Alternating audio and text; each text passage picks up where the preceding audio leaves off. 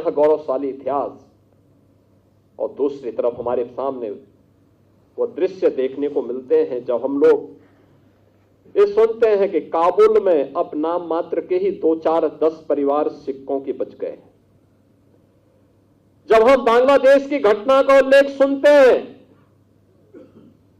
जब हम लोग पाकिस्तान के अंदर होने वाले अत्याचारों के बारे में सुनते हैं, तब हमें सिख गुरुओं के उस त्याग और उस बलिदान का स्मरण बरबस हो जाता है।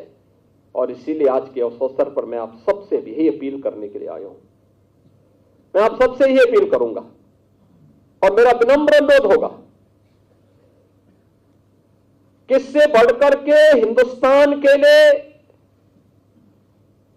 हिंदू हो या सिख है, इन सब के लिए दूसरी प्रेरणा गुरु नानक देव जी से लेकर के गुरु गोविंद सिंह जी महाराज तक जो आदर्श इन सिख गुरुओं ने हम सब के लिए रखा है,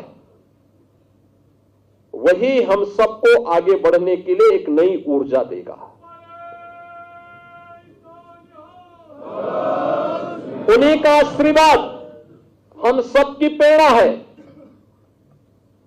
और उस प्रेरणा से जब हम लोग आगे बढ़ेंगे तब काबुल होने से बच पाएंगे, तब बांग्लादेश होने से बच पाएंगे, तब किसी ननकाना साहब के लिए हमें आंदोलन या संघर्ष करने की नौबत नहीं आएगी, बल्कि स्वतःस्फूर्त भाव के साथ वो हम सबको प्राप्त होगा।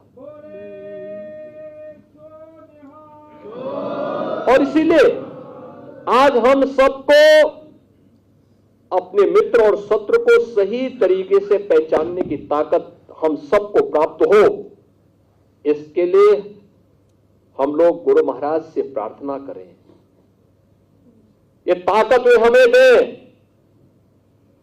कौन वे लोग हैं जो देश की जुझारू कौम को, देश की इस समृद्ध कौम को, जिसने अपने स्वयं के सामर्थ्य से, अपने पुरुषार्थ से, अपने परिश्रम से एक मिसाल प्रस्तुत की है देश के सामने, दुनिया के सामने, कौन वे दुश्मन हैं जो आज उनके इस परिश्रम और पुरुषार्थ को कुंद करने की साजिश कर रहे हैं? कौन है? उन दुश्मनों को पहचानने की आवश्यकता है। कभी भारत की फौज में हमारा सिख एक बड़ी संख्या में जाकर के भारत की सुरक्षा के लिए अपने आप को समर्पित करता था। कौन वे लोग हैं जो एक बड़ी पीढ़ी को, युवा पीढ़ी को ड्रग की चपेट में लाने का कुत्सित प्रयास कर रहे हैं? हमें देश के उन दुश्मनों को समझना होगा, उन दुश्मनों से सावधान रहना होगा। कौन आपस में हिंदू और सिखों को लड़ाने का कुत्सित प्रयास कर रहे हैं? ये तो एक दूसरे के पूरक है।